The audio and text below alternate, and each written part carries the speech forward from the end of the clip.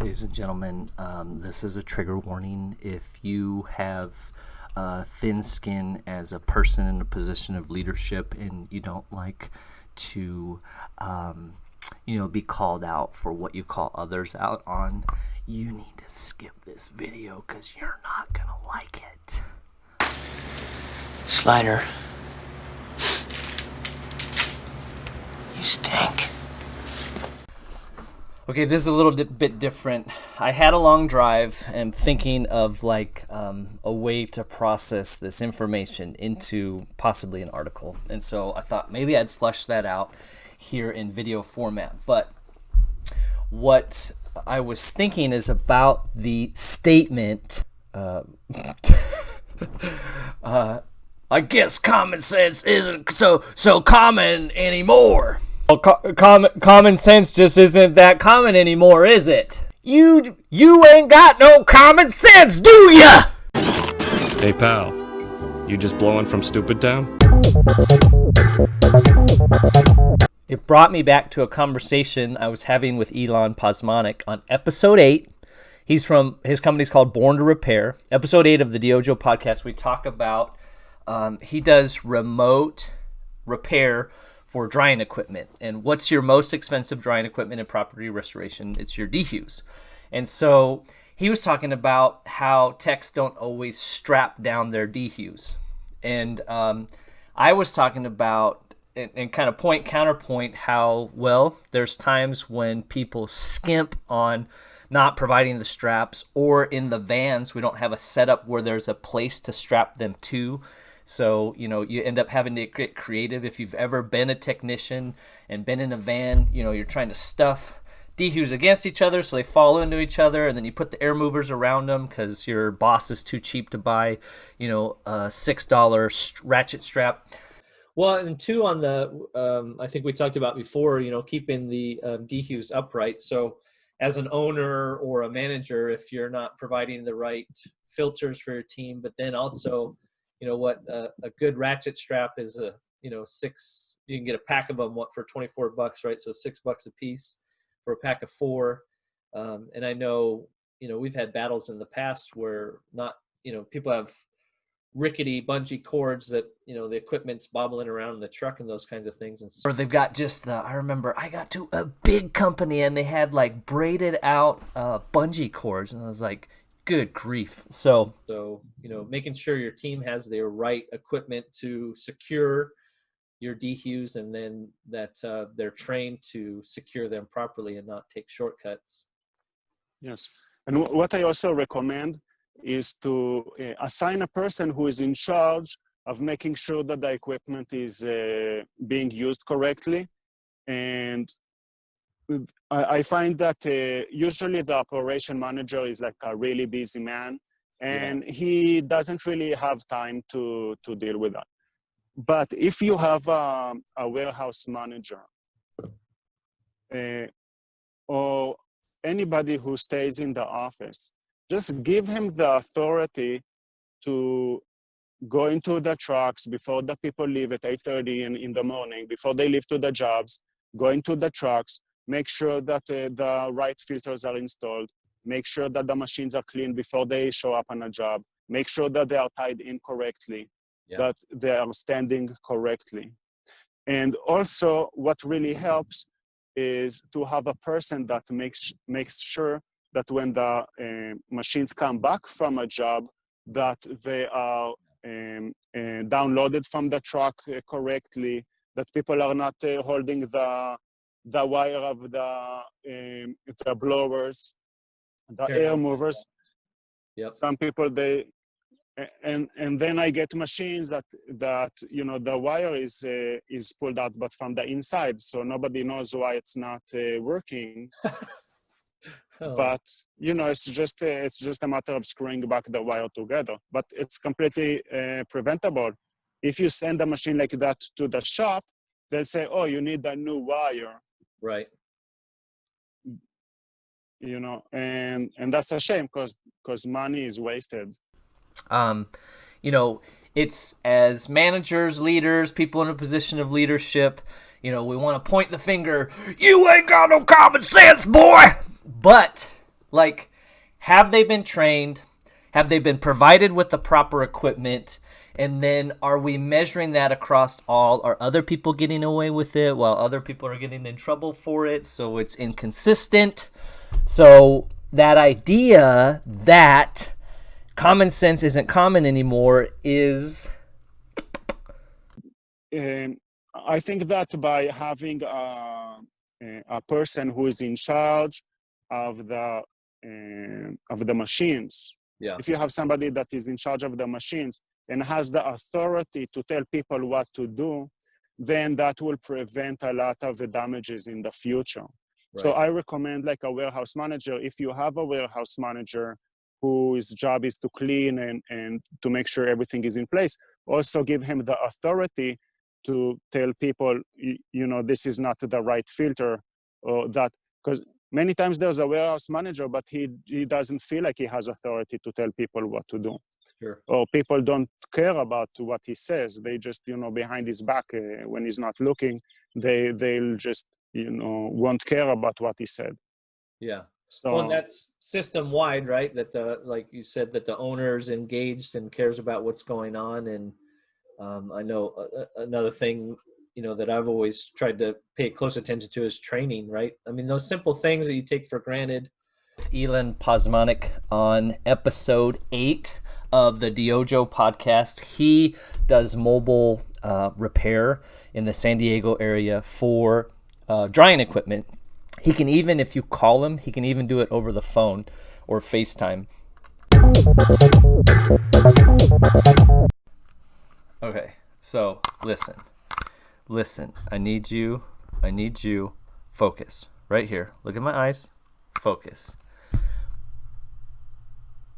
Can I get some common sense around here? Okay, listen.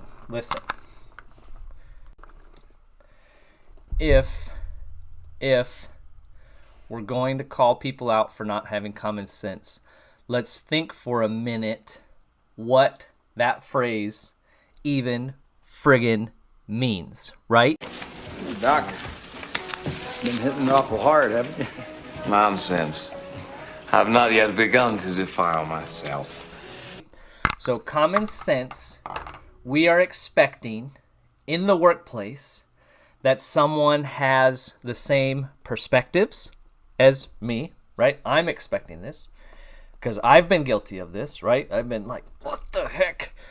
So I'm expecting somebody has the same perspectives as me, has the same experience as me, has the same training as me, has been, the same disciplines and encouragements as me, and those kinds of things, right? So what we're saying when we say common sense is not that they have a sensibility that is common with all the others.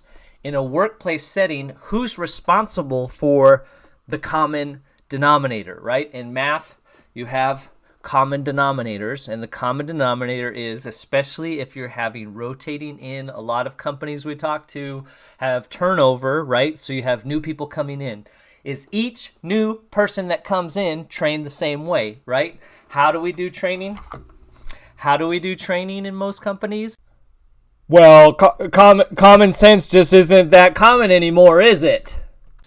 We take whoever the new guy is and put him with the least new guy, right? And we say, yeah, go with them. You're gonna learn on the job, right? And expect that somehow we're gonna get the same product across. We're gonna be the McDonald's. We're different. We're changing the culture of property restoration. In the office, baby.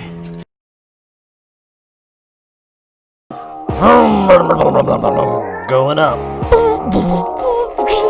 And we're going to be different, but we do it the same as everybody else, right? And so, get it, been there, done that. You're super friggin' busy. You got a bazillion files. So, setting time aside every day or even once a week. I've shared before when I tried to do my first training sessions, my manager came in and was like, who is paying for this? And so that's a topic for a different day. I'm working on hopefully second book, which is a collaborative book on culture and I share a bit more about that story, which I think is pretty freaking funny. But Okay, so again, we're changing the culture. It's so different. Things are different here. We're different. We're a better company than all the other companies, but we do it the same, right? The new guy gets set with the least new guy. When you are a man, sometimes you wear stretchy pants in your room. It's for fun. Whether that least new guy is good at what they do, good guy or gal, good at what they do, and we expect that they're going to train them the way that we were trained, and it's going to happen the same way, and then we open the back of the truck, there's a DHU sitting on its side, our temperature goes up to here, somebody's going to get yelled at because that's what leaders do, and we say, you, buddy, come over here. Come over. Can I talk to you for a minute? Come over here. I need to talk to you. Listen, guy. And I guess common sense isn't common anymore, right? Super helpful, right? Most helpful thing you could say to somebody in that situation, because that's going to learn them, right? And we wonder why we have trouble recruiting, training, and retaining millennials, because that's a stupid word, because that's the workforce, ladies and gentlemen. That's what you got to deal with, so figure it the frig out, right? And saying, I guess common sense isn't common anymore, not going to help you, not going to help them. You might as well say, bye, we don't want you here, okay? So, common sense isn't common anymore. The next time you think that thought, shut up. Okay, new word, shut up. Shut up. Take a step back, because who's responsible for making sure that things that are sensible are common within the organization? You better get a mirror, because it's your job, not theirs.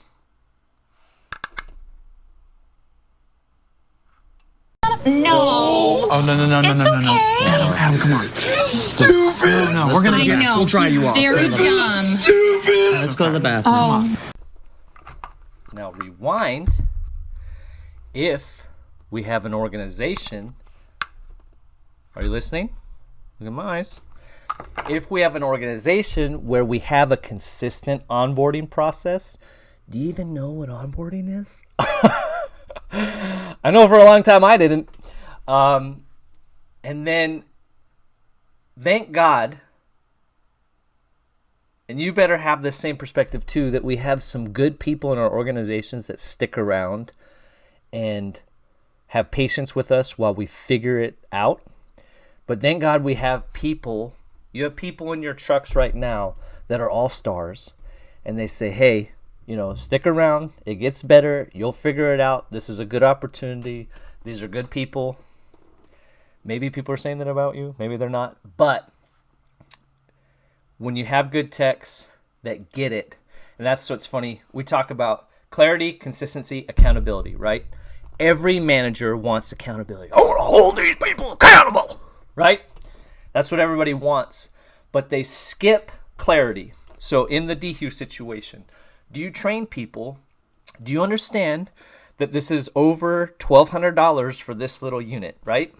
And we get paid diddly diddles for what you do when you go out on a mitigation job. But this sucker right here pays for all of this, right?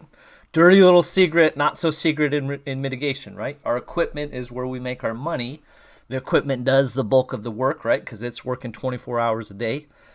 But help people understand that this piece of equipment is the reason they have a job, is the reason our customers are getting somewhere with those moisture readings that we're taking meticulously right, that we've also trained our people to do properly right, and we provided them with good meters and good measuring tools and good cameras and good paperwork that isn't skewed all over the pages or programs that are more cumbersome than they're worth, right? Look at that. Yeah, sure. Yeah, look at this. When I see a car like this, first thing I do is I say, would you look at this? You know what I mean? Yeah, sure. I don't know what I'm talking about. But we have a consistent onboarding process. We train them regularly, at least once a week. We pair them up with people that have been trained and consistently shown an ability to understand and help us develop the process. We've empowered them with the information, the tools that they need, the resources to be successful. We have praised them as much as we have disciplined them, and we provided an environment where we want to be the best, right? Accountability, I can tell you, it is beautiful when your people get your vision and your values and they hold each other accountable. That's when you've reached accountability. You cannot make that happen unless you've focused your efforts on clarity and consistency. So be clear about your expectations, be clear in your training, be consistent in your training, be consistent in your praise and discipline. You need to do both. And then when your people grasp it, they will hold each other accountable. And I can tell you from experience, that, my friends, is a beautiful thing. When you see a team member in the right way calling another team member out and saying, hey, that's not how we do things here. Maybe you missed that part of training, This is what we need to do. This is how we strap down that DHU. Here's where the straps are. If you lose a strap, talk to this guy. If you don't know what to do, talk to this person. Beautiful. Beautiful, beautiful. So, please, if you watch this stupid video this far, please understand. Common sense, if you're thinking that, your blood is boiling, you're like, oh yes, common sense isn't common anymore. You gotta go find a mirror and understand that you're responsible for that. You're responsible for making what is sensible common in your organization, not the other way around. Well, common sense just isn't that common anymore, is it? DHUs, they all have recurring problems that are mostly preventable by doing two things. First of all, always keep them standing up. Yeah. Never lay them down. When you lay them down, then the compartment that holds the condensate that is collected, it's always the open on the top. So when you lay them down, it just spills over. And when you have spilled water inside of your electric machine, that seeps into the electricity. It will corrode your wires.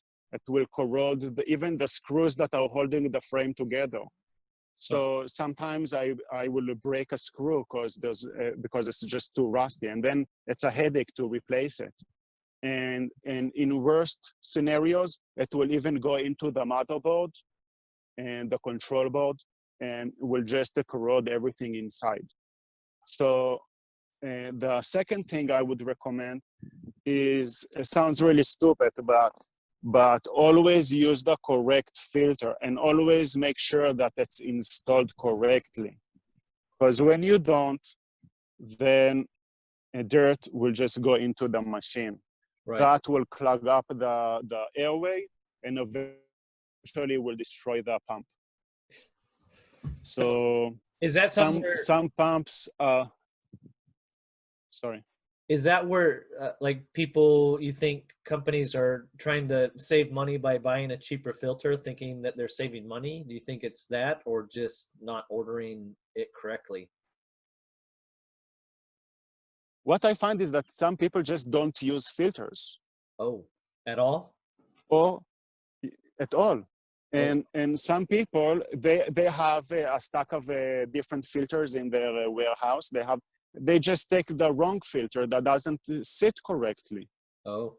So as long as the filter covers the intake, the air intake, if it covers it right, it will be okay. But if you put your DHU in a house that you're tearing down, and you're tearing down the ceiling, and the DHU is like right there, in the same, and it doesn't have it doesn't have the right filter, then all of that crap goes right into the DQ. Oh man. Many DQs intake are on top. Yep. You're probably preaching to there's probably owners across the board that are just saying, this is what I've been saying, you know. It's like, turn the DQ off, take it out, do your demo. I don't know how many times we get fans coming back that are just covered in crap, and the DQs are just, you know, just covered in dust. And nothing's worse than that drywall dust, right? Especially in a wet environment. It's not like we expect these, you know, 18, 19, 20-year-olds to come and, yeah, duh. They got trained how to do property restoration in high school, right? There's trade schools training them, right? No. But there's organizations within our umbrella that are working on things like that. So Gordie Powell just recently got regulation passed. AGA from the RIA is working on lobbying and those kinds of things. AIR, NORP, there's conversations about those kinds of things. So it's happening. The conversations are happening. But for you at the local level, take a friggin' pause and a step back. And the next time you want to yell at somebody, make sure you're yelling at the right person. Karen.